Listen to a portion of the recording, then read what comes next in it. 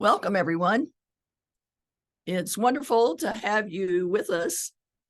This is the Global Soil Biodiversity webinar. We call it Global Soil Biodiversity, or GSBI Speaks. And this is really fun because we get to explore both the history of some of the organisms that are in soil, and for some people like me, the topic today that Carl is going to be talking about. I should say I'm Diana Wall and I'm the science chair, and I really want to welcome everybody. But the topic today is just so fascinating to me that when we met Carlos at the Global Soil Biodiversity meeting in Dundee, we said, you've got to do a webinar for us and tell us about diatoms in soil. So let me just give you a few house rules. We will not interrupt. He will speak all the way through. And when we get to the end, we will then look at your questions, which should be in the Q&A, and not in the chat. And then we will start the discussion, and Leena, the executive director, Dr. Leena Vilonen, will be reading the questions and kind of moderating the questions back and forth to Carlos. I also want to tell you that we put them in the question and answer because this is going to be on YouTube very shortly. And people come back and look at it. It's surprising how many people come back and look at these webinars that have been a year ago or use them for classrooms. And I would just like to say also, so you know it's recording, I think, make sure that if you want to know who Carlos is, that you go back to the GSBI web page, the GSBI web page. We have a whole thing about his introduction. It was also on your invitation if you have that. So, Carlos, if you're ready, we will start your presentation.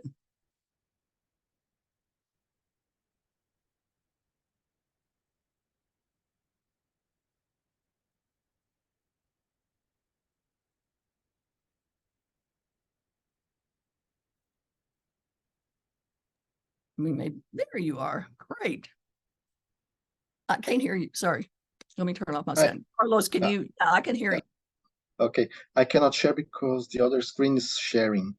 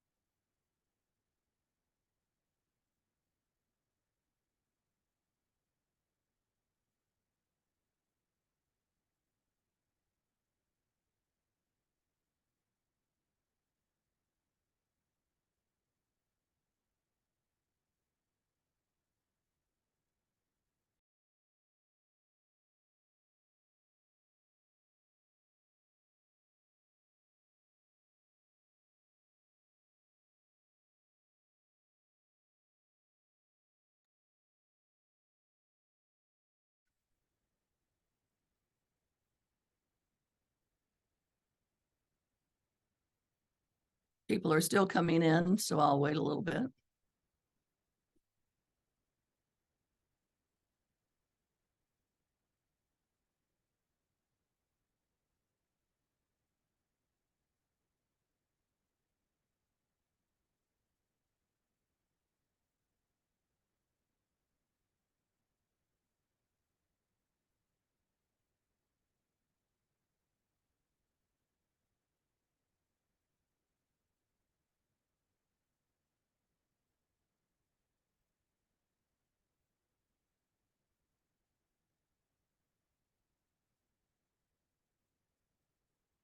Okay. My name is Diana Wall, and I'm the science chair of the Global Soil Biodiversity Initiative. And you see Leena Vilonen. Her name is on the screen, at least I can see it, and she's the executive director of the GSBI. And of course, our speaker, Carlos Wetzel. And I would just like to give a few house rules before we start the webinar. We have an hour and a half, and Carlos will talk roughly, I would say 30 to 40 minutes, and then we will open the floor for questions. And it's really important that you put your questions in the Q&A box, because then we have a written record that will go into the YouTube. As you can see, we're recording this whole webinar with the questions, and we will not answer any of your questions after the webinar is over because other people wouldn't get to hear it. So this will be a really exciting webinar because I was not aware of the extent of well, at least it's exciting for me. I wasn't aware of the extent of diatoms in soil, and I think we're going to have a really inspiring lecture from Carlos Wetzel, who is from Luxembourg, and you can find his CV and all his papers if you go to our website, globalsoilbiodiversity.org, and we have it there, and you will always be able to see it from your invitation. So Carlos, welcome. We're so pleased to have you.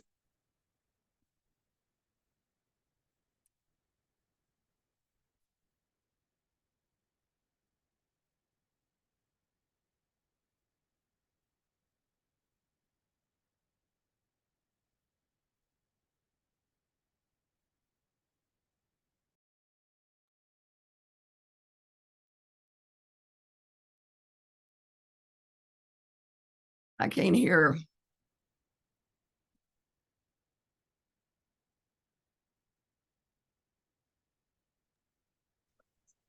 Hello, good morning There. and good afternoon, everyone. Thank you, Diana, for this very kind invitation to present my current research work regarding soil diatoms here in Luxembourg. I must say I'm not really a soil scientist. I'm really a diatom ecologist, taxonomist, but I have started my interest on soil organisms a few years ago. But I come from the freshwater world, so to say. So for this presentation, I will try to be structured more or less with a brief review on terrestrial diatoms, what we know, some historical framework. Then I will talk a little bit about soil monitoring, thresholds, and the search for bioindication in soils. As far as I could read in the last few years, there is a growing interest. We can see by this very nice initiative. Then I will talk about my current project that tries to set up diatoms and their use as indicators of soil conditions, and then just some short remarks and perspectives on the current work. So I was looking for diatoms in soils, and you can see these very nice atlases produced in 2010 by the European Commission. And the diatoms are present in there. You can see, even though they are not the main organisms in soil, so to say, they are illustrated here. You can see some diatoms. So what are diatoms? So diatoms, they will be included in this very large group called algae. They will be photosynthetic organisms. They will have this brownish color, so that's why they're called the brown algae, right? The heterocontents, and so they are protists. They are able to move around, so they have movement. You can see in this small figure here, scanning electron micrography, where you have the silica box. So the diatoms are this very unique silica structure that encapsulates their cell content. So they are unicellular organisms. So we have a few images in here. You can see the brown aspect they can have in the soils. So they are found everywhere, and they are generally most abundant near the soil surface, but they are also found in lower horizons on the soil. In the last Global Soil Biodiversity Atlas, the diatoms are mentioned again, but then the information is that the Diatomea, as they are called in Latin, say that they are typically aquatic species that can be found in riparian or regularly flooded soils, but their role and presence is poorly documented. Here you can see one of the diatoms that are being eaten by an amoeba. So their role as a food resource is probably one important one. This very nice review paper with a meta-analysis on the contribution of soil algae for global carbon cycle says that the soil microalgae, they contribute a lot with the global carbon cycle. So on average, 5.5 million algae can be found in each gram of surface soil, depending on and here all the group of algae, and the green algae, cyanobacteria, and so on. And then soil algae will absorb about 3.6 petagrams of carbon, which corresponds roughly to 6% of the net primary production of terrestrial vegetation. But they also play a role in fixing the carbon, and also should be integrated into terrestrial efforts to reduce carbon emissions. So this is a bit of a most recent revision about their role. But the history of soil diatoms goes way back long with Ehrenberg, a naturalist that described many soil organisms. And here I highlighted two names that he described in 1845, which is Hanchamphiopsis and Pinnuaria borealis, which will be the two main names that you find in all articles related with soil diatoms or soil algae. And so this is a very important historical article, so to say. The more recent approaches to verify, for example, the diversity of this Pinnuaria borealis, I invite everyone to visit the website of the International Society for Diatom Research, where we have some articles that are highlighted, and this one is a very nice one by Evelyn Pincel, who made a lot of culturing, isolation of these different strains of this group called Pinnuaria borealis around the world, from Antarctica to Arctic. So a cosmopolitan group, very important and cosmopolitan group. And so she explained the cryptic diversity and how this matches with what we see in morphology and so on. So we go from the oldest paper on Pinnuaria borealis until the newest one, and how the different approaches are taken into account. Of course, there are not so many articles with soil diatoms, very specific ones. I just wanted to highlight 2 or 3 of them that I think are important. One of them is from Petersen, 1928, where he described many species that we still use and identify nowadays, mainly from soils in Greenland, Iceland, and in Denmark. So he was a very important taxonomist. His collection is housed in Copenhagen. Then a few years later, we have Lund, was a British phycologist who described it as well and tried to relate with the soil properties where the diatom communities were living and how they related with the soil properties. Also making cultivations, but also making direct observations of the cells that he was sampling. So another very nice and important seminal article for those who want to search for terrestrial species in soil. Another important diatom taxonomist, Friedrich Husted, described some species from soils in Germany, where he also tried to relate, for example, the pH content and some of the species, how they are plotted in these different soil plots and their presence. So there is a body of literature that exists, which is not very large, but there are some efforts that were made in the past. If we go to so I am one of the editors with many other colleagues around the world of a website called Diatom Base, where all the literature of the diatoms describes them today, which is about 75,000 species, including marine, terrestrial, freshwater, exists. And so if we make a filter of what is what are the terrestrial species, you will see that compared with the number of described taxa, the number is very low. So it's about 500 taxa that are present and are considered terrestrial, exclusively terrestrial. And some of the genera are here illustrated, like Muelleria. So these are scanning electron microscopy images of the most species rich, so to say. And important to note that most of these species here, Muelleria, Omidophila, Luticola, and so on, are mainly present in the Antarctic region, where these groups were studied more intensively in the recent times, I would say. So there is still a large number of species that are unaccessed, taxonomically speaking, and unaccepted, about 52 taxa. If you try to look for identification of soil items, you will not find many options. There are no atlas of soil items, and so one of the main chapters that exists is from 1995, where it's just a compilation of all the original drawings from the early researchers that are compiled into this chapter. So about 254.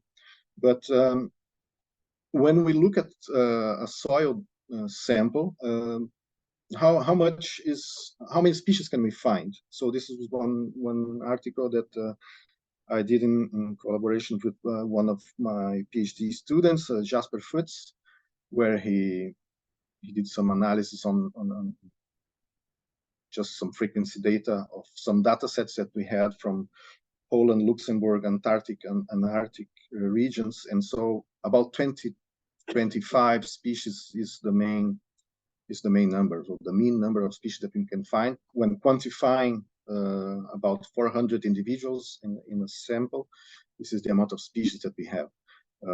Important to highlight here the highest number that we found in this data set, only with morphological observation, microscopy talking about. So the forested sites have a much higher number of species compared to other agricultural grasslands, fields, and disturbed and undisturbed grasslands. And here, pristine is Antarctic region mainly. So there is this plateau, but it's also a more intense studied region. So we did as well some bibliography analysis. It's in the Jasper thesis. So we made a query for terrestrial algae, and this is more or less what we get out in Web of Science since 1945. And here you can find the total number of articles. It's about 500 roughly, but the ones that deal exclusively with diatoms are very low, about 73 papers. And he also made an analysis regarding the number of diatoms that are mentioned in each publications when the article does the direct observation, or if the authors have made cultivation, which was a very common way to observe soil diatoms, was picking up a piece of soil, putting in a medium, and let it grow and see what happens, who came out of this isolation process. So there is a much higher number when you do a direct observation than if you do a cultivation. So, but the number of articles are still not very high. And one of the things that most of the articles deal with the green algae and cyanobacteria. But with Jasper, we monitored 16 sites during a whole year here in Luxembourg, and he measured the chlorophyll content extracted from the soil. And what we observed is that the green algae in green have almost the same amount of chlorophyll content than the diatoms in all kinds of environments. So the diatoms are as abundant as the green algae in soils. And here is a scanning electron microscopy image of a direct observation with no coating in the field emission scanning electron microscope, where some of these diatoms can be seen around. Don't forget that they just need a bit of moisture content and light, and they will be able to move around. Perhaps they have their own path in this matrix. We still don't know very well. And so we measured some parameters on these sampling sites for a whole year. We measured different pigments. So here you have diatoxanthine, and other pigments that they will react to precipitation and temperature, but also for radiation. So we have more pigment harvesting and photoprotective pigments during the summertime, and this is reflected here in this plot. We have diatoms being more abundant in soils during the late winter time here in Europe and beginning of the spring. So you have the highest content. And what are the parameters that explain the best, well, explain more this variation are the meteorology parameters, meaning wetness, humidity, right, and precipitation. So this will have a higher explanation if we do this partitioning analysis.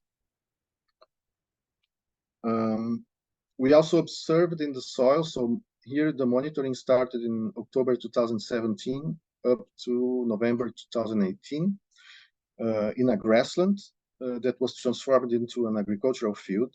And what happened with this community? So this turnover is clearly seen and is marked during the months of May to June, where you have a community that is dominated by this genus called Maiamea,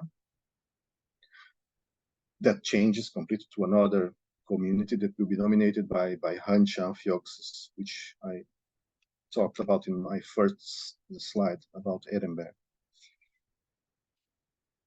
So we have now some idea on how diatoms respond and who are the parameters that that modulate these community changes. And the second topic I want to approach is about the soil monitoring and the thresholds and the search for bioindicators regarding diatoms.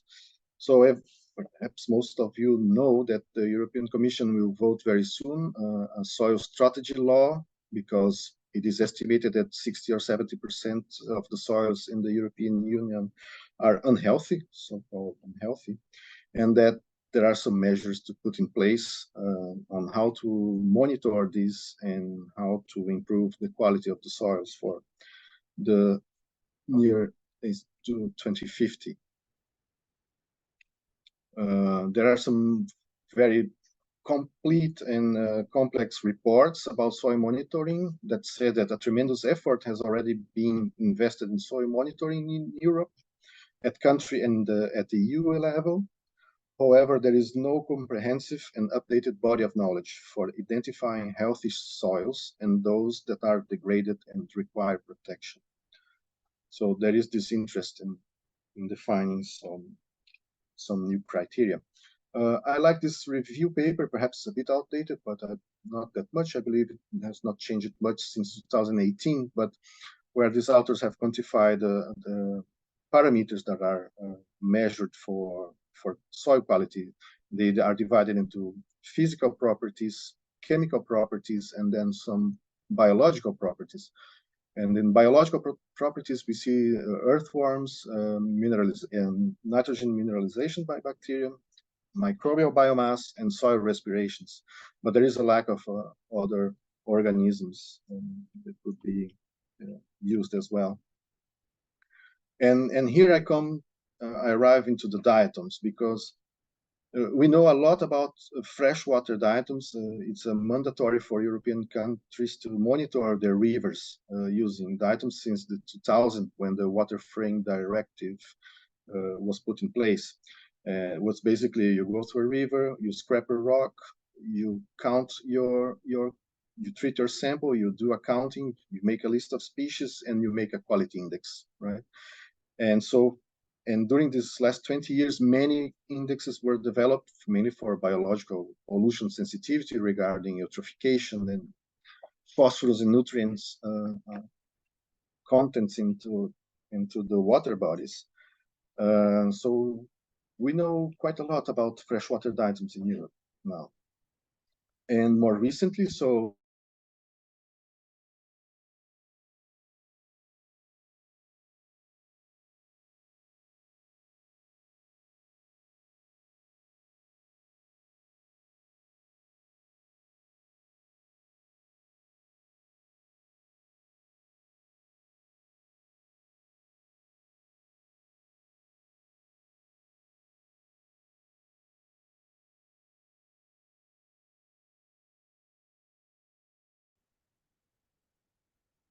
where you can see here. So the lower the number of this IPS, which is a pollution sensitivity index, it means the higher the nutrient content is. So if you look at the agricultural areas and grasslands areas, they have a lower values, which means high nutrient content compared with undisturbed grasslands and forested sites. So there is a logical relationship that could be applied also in soil. And this is an index that was just borrowed from a freshwater environment.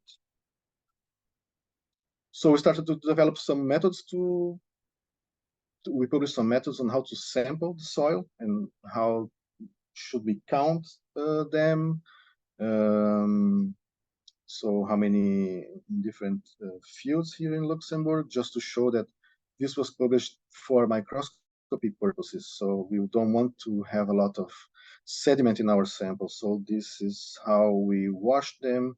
And then there is other procedures to eliminate the organic material and the mineral to have a proper slide preparations, because we do this in permanent slides.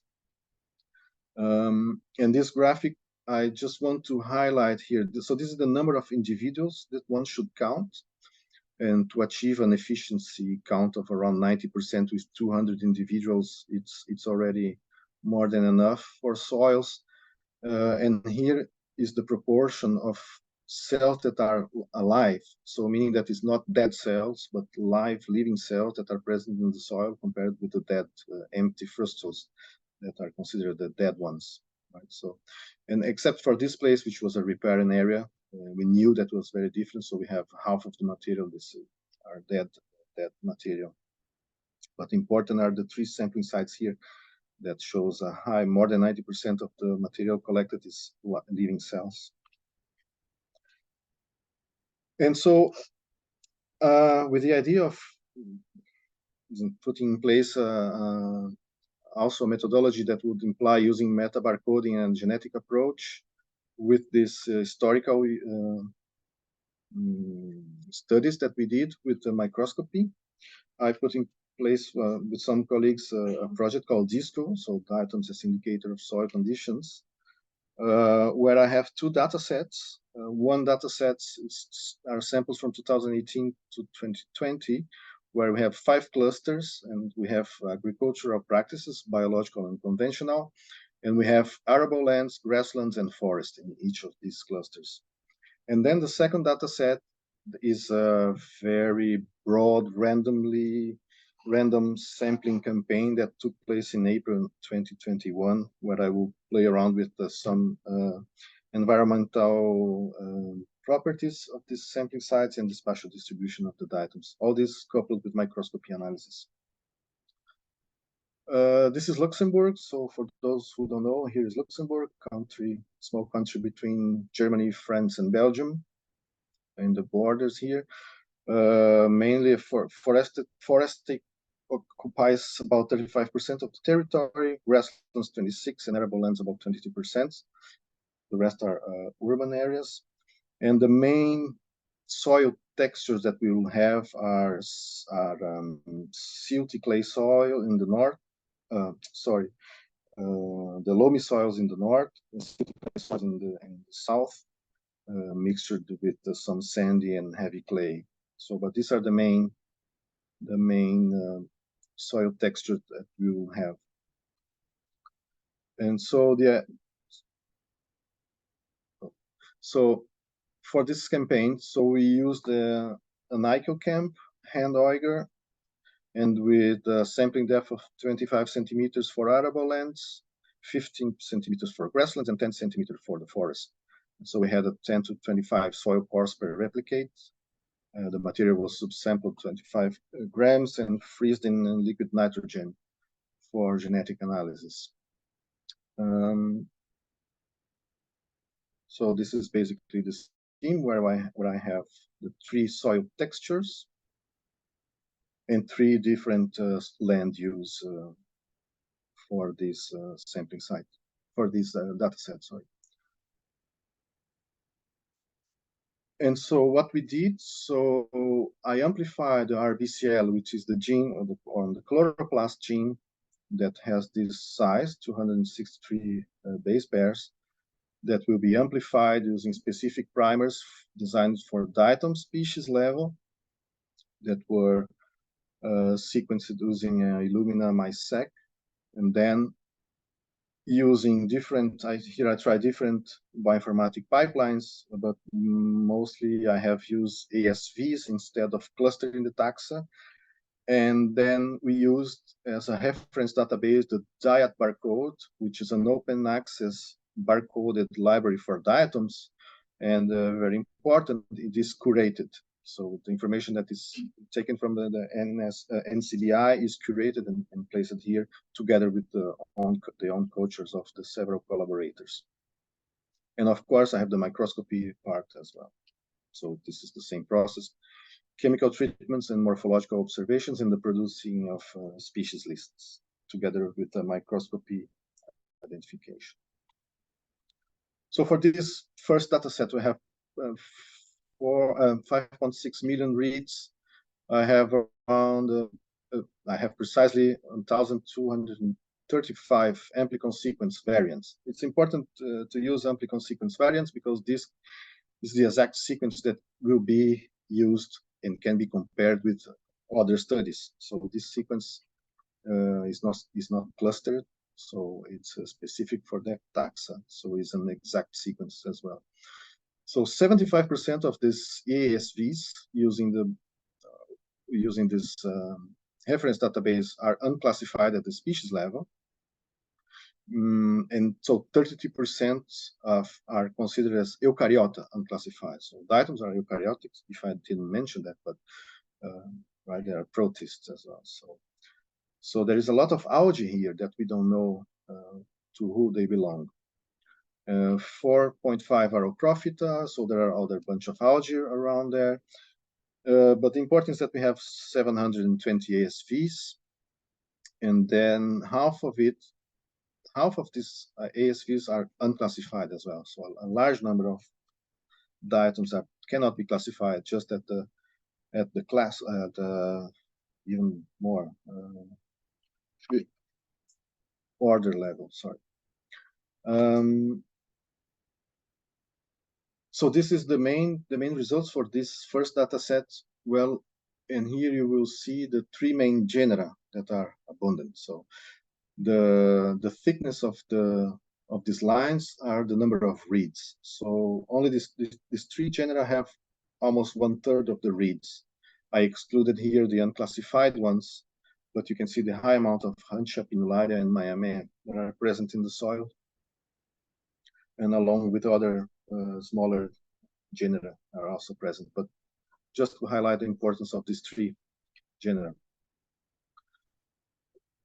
So using this data, what I could see, just basic and just an ordination with the biological data, is that soil texture, the farming practices, and land use, they could be discriminated using these ASVs. So I have, you can have these clusters of not only places, because sometimes it's the same locality, but we have the cluster based on their soil texture. Mainly the colors are here, soil textures and the land use. So here is arable and grassland. I removed the forest for these ones, but was only to see how the diatoms were distributed, and they are quite homogeneous inside their own cluster. So these ASVs can be useful to discriminate this land use and farming practices. In terms of diversity, if I use the Shannon diversity just to play around, I could observe that between biological and conventional, there was no significant, or at least the evidence was not really important. So there are no difference between these two. This is the number of samples. These are the mean values. Between the grasslands and in grassland between conventional and biological, again, there is also the evidence is anecdotal. So even though the biological shows a little bit higher channel diversity between the sampling sites, this is still not enough to say it's a great difference. But then if I use the Shannon index again, the arable lands will show much higher, and then it's an important difference between arable and grasslands. So grasslands showing lower values and arable lands showing higher values, which is demonstrated here in this plot. And so there is that. And so when I was looking at my data, I said, "Oh, this was not what I was expecting." But then I came across this just recently published article on the soil microbial diversity in Europe, where the authors, they reach more or less, well, I have the same results regarding richness of species and diversity, which they also have lower values in forest and as here in bread, and higher values in extensive grasslands and permanent crops. So, but the message here is not saying that the richness is important, but that highly disturbed environments, they contain significantly more bacteria and they harbor a higher proportion of fungal and plant pathogens and saprotrophs, and have less beneficial fungal plant symbionts compared to woodlands and extensively managed grasslands. So they propose guidelines for environmental policy actions that argue that taxonomical and functional diversity should be considered simultaneously for monitoring purposes, not alone diversity index. And so this was the data sets for testing some of these parameters. And so I have a problem here now. Okay. And so my second data set, so I was looking for some sampling sites around Luxembourg. So I drove around the country in 288 sites, where I found 96 sampling sites for arable, forest, and grasslands.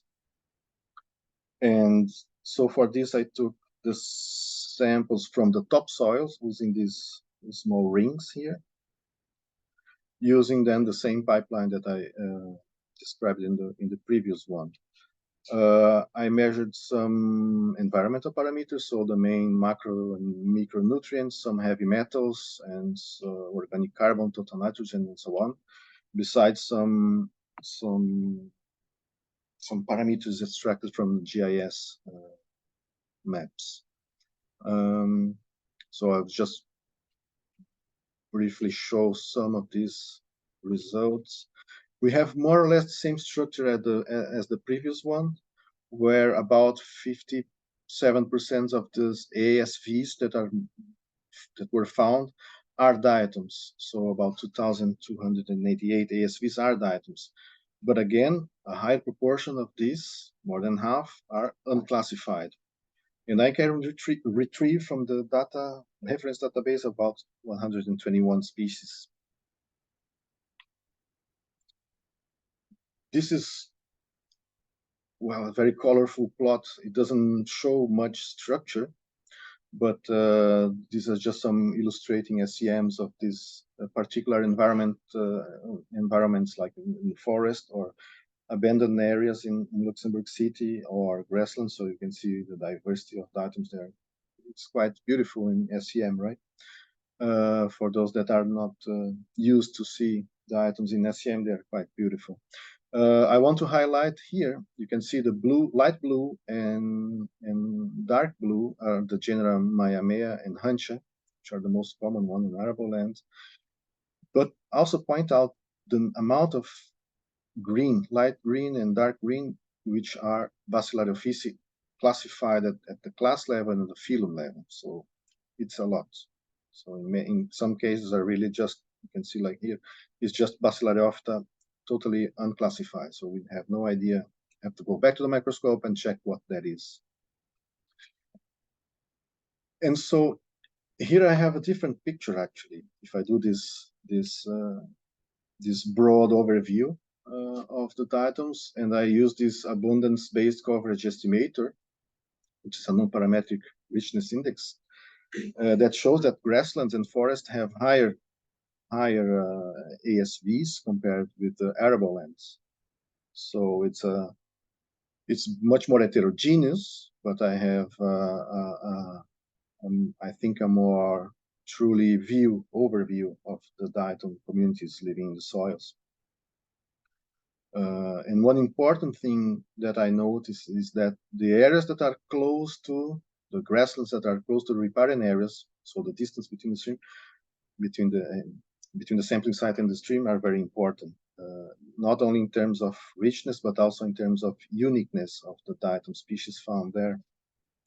So I just made some ANOVA for these two, comparing riparian, not riparian. So I have 35 sampling sites in riparian areas and 251 in non-riparian areas, and I have considered higher and a strong and extreme evidence for differences between these two regions. So very important for conservation. Another thing that is nice to observe is that the number of unique species that occur only in one sample, in this pooled sample, are higher also in the forest and also in the grasslands compared to arable lands. So, and some of the things, for example, this beautiful diatom called Humidophila irata, I find it very often in forested areas, and for diatoms, we know that for freshwater species, we have a red list, for example. So we know how they are, if they are treated, endangered, and so on. So this species is considered extremely rare in limnic environments, but it's not very rare in the soils, but is only found in the forest side. So, but doing this, I can only do that with the microscopy images to say that this datum is extremely rare. Still talking about this data set, I have plotted the same kind of graphic for the main genera, and then again I have Maiamea, Hunch, and Pinularia are the main ones. And for the Maiamea, these small genus that I show here, some taxa here, is very small, about 5 microns long. So it's not very difficult to observe in light microscopy, extremely difficult. It's the most common one found in soils around Luxembourg. And just to have an idea of the diversity of them, there are 37 species described worldwide, and only in Luxembourg I have found more than 20, perhaps more. And only this is just to show the proportion between the other genera and the genus Maiamea regarding this phylogenetic tree, taking into account all these ASVs. There are only 3 names in the reference database, so most of these ASVs are attributed to one of these 2 names, but a higher number are classified as are placed as unclassified, identified as unclassified. I was trying to observe some distribution patterns between them, and what I can see is that, for example, some of these ASVs will be distributed in soils with lower pH. So this is the distribution along this gradient, and other ASVs, which will also be identified as perimitis, will be classified in more alkaline environments that can be seen here in the east, in the east part of the country, right? The higher concentration of occurrence, but also abundance regarding RBCL reads. So there is that for diatoms distribution. And one thing that it was new for me, but we have these fertility classes for different type of soils. I don't want to explain the whole table, but I want just to say that for these parameters, for the phosphates, the potassium, magnesium, and sodium, we have quality classes. And so each of these quality classes would be an indicator of useful information for the farmers when they want to treat their soil. And so I try to relate some community metrics to these classes. And the first thing I did, for example, was taking one of these indices called biological diatom index that will measure the eutrophication in water. If I take the species that are classified in this class 1, which will be called tolerant species, they will be more abundant in where the fertility class is higher. So there is some interesting trends in this, using only this metric that again is borrowed from freshwater systems. So it will be possible in the future to adapt and make new calculations for the community that I find in the soils in my own data set. So this is something to do in the future. There are significant relationships as well with the phosphate classes, which are from very low to very high. And this index is just another index, this subprobic eutrophication diatom index, that again will show the same kind of trend regarding these phosphate classes. And some interesting responses regarding diversity, which I was not expected. I was just playing with the data and then I found this trend. It was quite surprising. But for magnesium and potassium, even though here is not significant from the ANOVA, but we have a very nice curve here regarding the change in diversity of magnesium content. So the communities, they actually respond to these nutrients as well. And then I was trying to play around with some other metrics that could be useful, like this threshold indicator analysis that will sort all my ASVs, including the unclassified, along some environmental parameters, like, for example, the potassium oxide. And so regarding all these ASVs, I put on purpose this plate here because this is a genus Huncha. And if you see here, the number of Huncha that can be found is quite high. So I can go back to the microscopy, see who this ASV is, and try to put an image to a name, to attach this name. And how I do that, so for example, I had this Simbella unclassified on 746, sorry. And I plotted against some reference databases, and they will be sorted out among this Gaysleria, called Gaysleria, which will be close to this reference data sequences here. And so I can go back to my slide, correspond to that sample, and I can make the images and say, well, this Simbella unclassified here corresponds actually to Gaysleria rectangularis described by Heikart in 2021. So now I have a name for this group of ASVs. Not only that, but if I go to the taxonomic paper and see, well, this species was always classified as an endangered species by the people who were identifying diatoms before. It was called like Gaysleria paludosa before. So it's an endangered species, according to this red list. And so I have done some taxonomic work myself regarding this genus called Celaphora.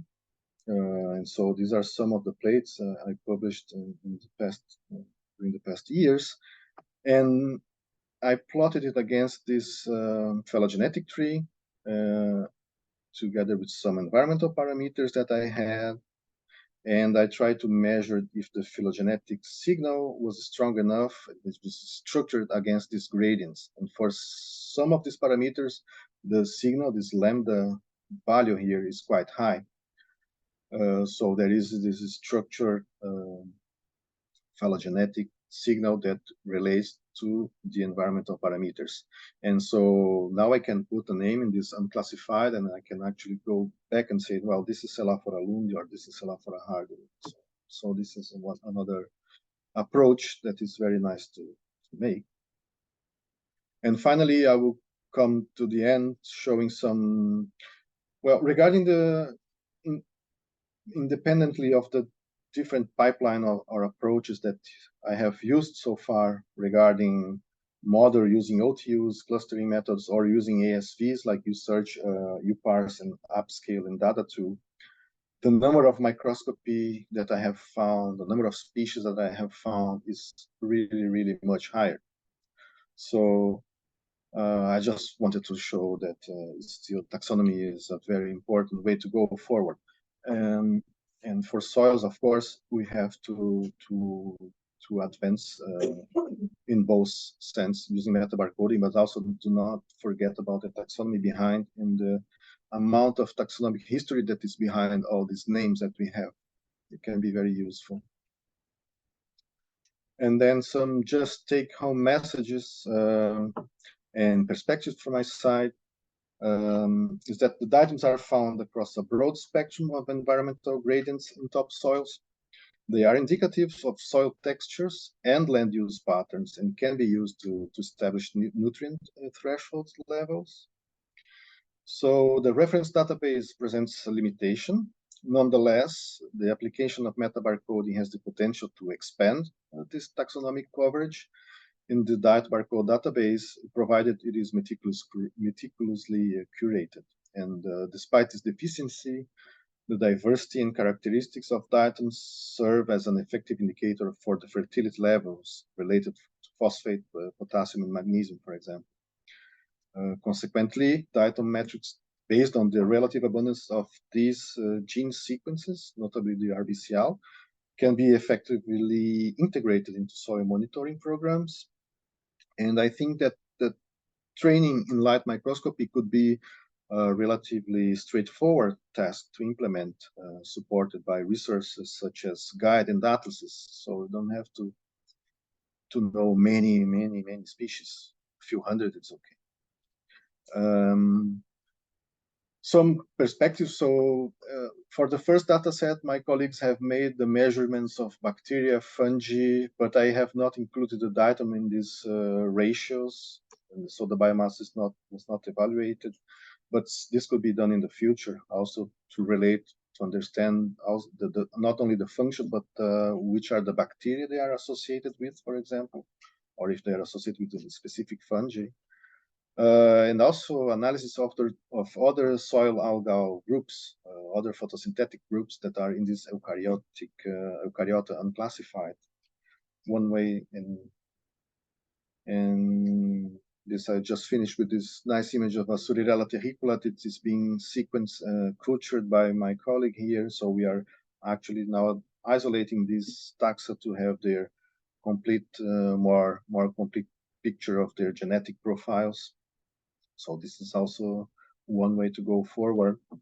And I think I would like to thank the FNR, so the Luxembourg National Research Fund, for this, and some partners for like the administration for the services in agricultural techniques, the INRA in Tonon-les-Bains with Frédéric Rimet, and the Royal Botanic Garden in Edinburgh, Professor David Mann, which are great supporters of my work here.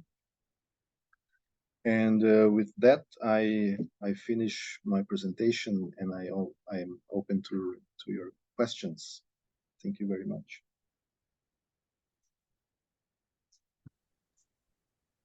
Hi, everyone. Now that we're at the end of this, thank you for a wonderful talk. I really appreciate you putting the effort in to update us. My name again is Diana Wall, and I keep shutting down my video. I'm not going to be on here very long. Leena is going to take over with all your questions. Remember, we have no oral questions. We only have questions that are on the Q&A, because this will be YouTubed, as Leena has written before. So I want to thank you again, and we'll see you at the next webinar. But Leena and Carlos will now do the question and answer thing. So I'll fade away. Leena. Great. All right. Thank you so much again, Carlos, for a great talk. It was really interesting. So I know you're not Thank you. Thank you. I know don't classify yourself as a soil person, but someone asked what a short definition of soil health would be. Well, that's a question that I am perhaps not the best person to answer that, as I said. But as I understand, the soil functioning should be maintained regarding the functional properties of the soil, maintaining all the organisms that are present there. Because if you don't have life, you can put whatever the amount of organic matter you can put there, it will not work if you don't have biological activity in there. So I think measuring who is there and measuring what are they doing is part of answering what the health is. It's like this previous paper that was just published showed, like it doesn't matter if you have higher diversity or species richness, it doesn't really, it's not necessarily reflect soil health. So ecosystem function should be preserved. And as far as I know, biodiversity is the pillar for all these ecosystem services, and monitoring biodiversity is important to have an idea, to sense this, and then to go forward in defining soil health based on biological data can be tricky. But I think it's useful to have biological information as well, not only physical and chemical parameters.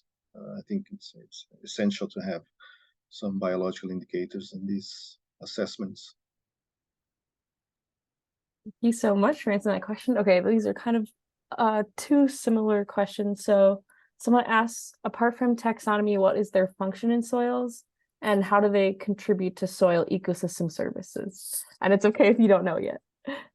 Well, I don't know. I mean, only hypothesis. As I said, the diatoms, they are like, they will be producing very good quality essential oils. So I think as part of the food web, they will be playing a role that I think it's very important. When we started this, it was with my colleague here, Luke Hector, and he was at his garden. So every morning he was doing his own garden, and he was hand picking all the slugs.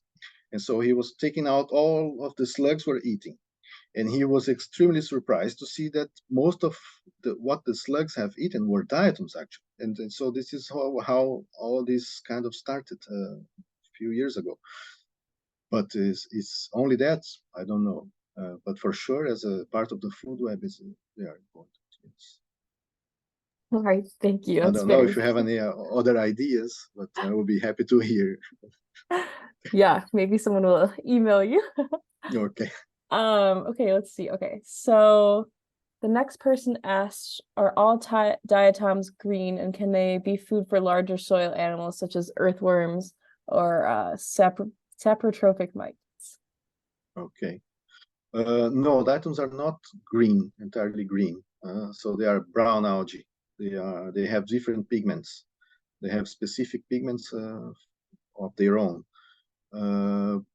If they can be eaten by, I think they can be eaten by all organisms. They are eaten as if something is eating soil, but they will be almost necessarily eating the items as well. What more was the question? There was something else, but for mites, no.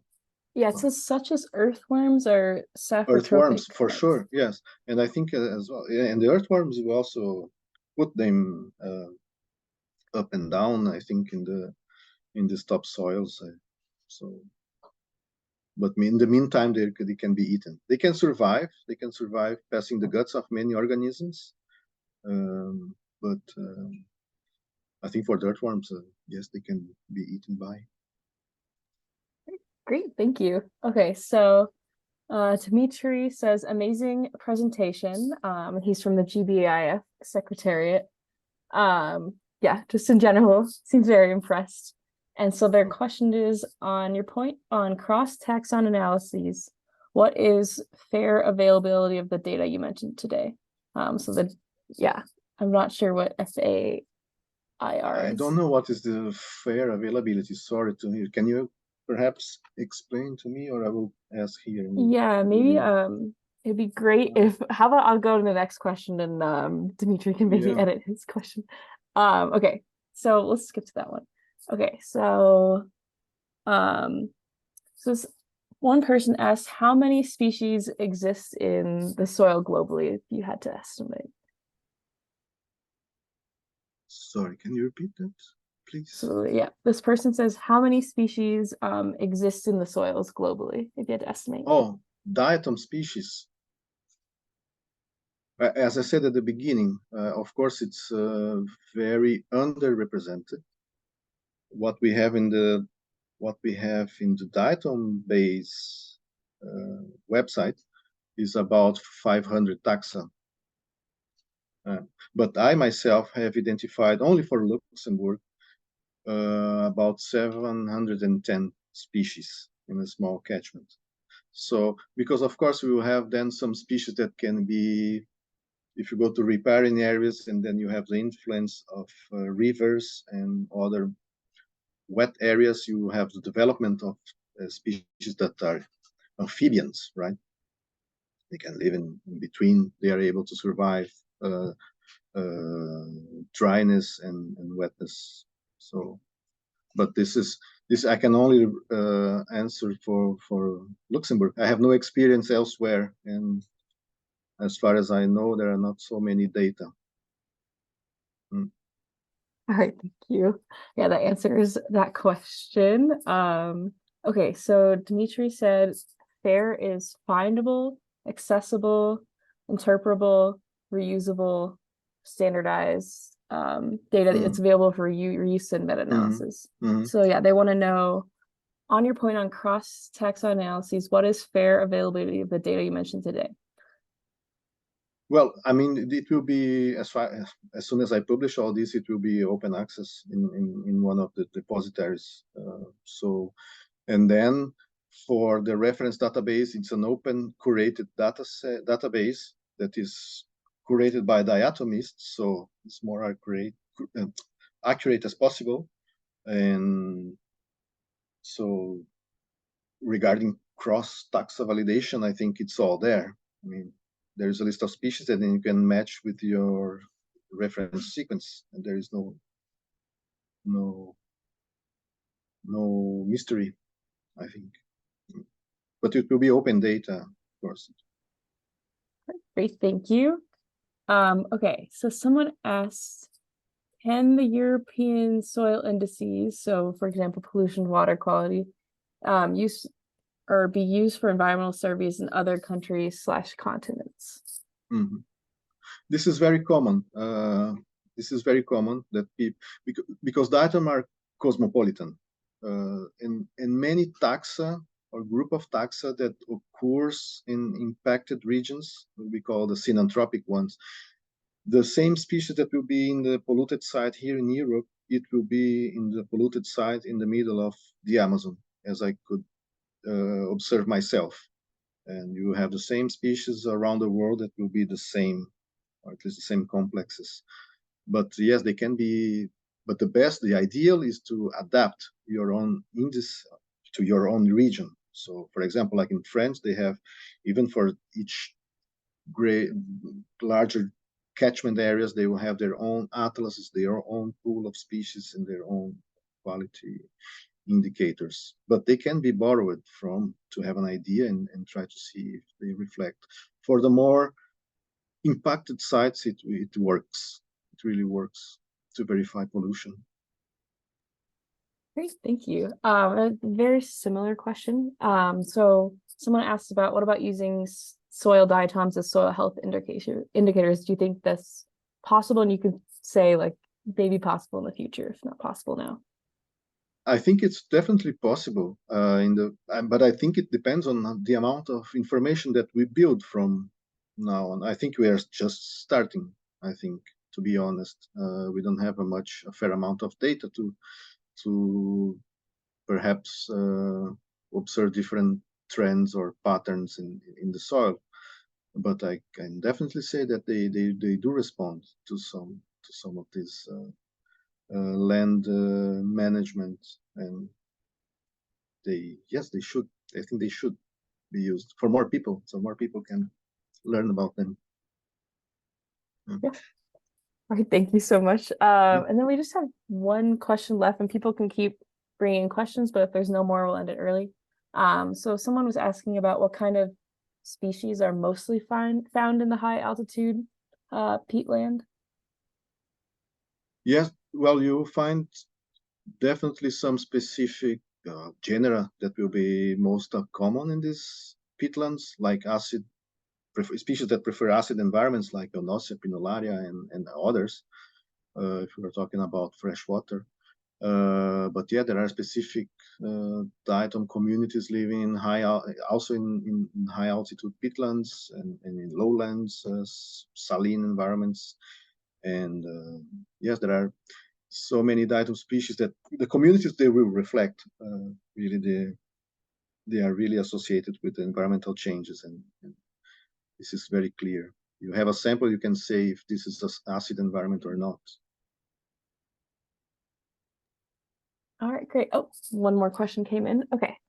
So this person wants to know if there is any relationship between diatom shapes and soil penetration despite the type of soil or environment. We did some experiments regarding diatom percolation, because at the beginning we were interested in knowing how there is this hydrologic connectivity between the riparian and hill slope areas during rainstorm events, and how these terrestrial diatoms end up in the streams. So there is, so we tested percolation of different species of different sizes and different type of life forms, like the ones making colony, or if they are living in isolated cells, and all of them passes through the soil matrix.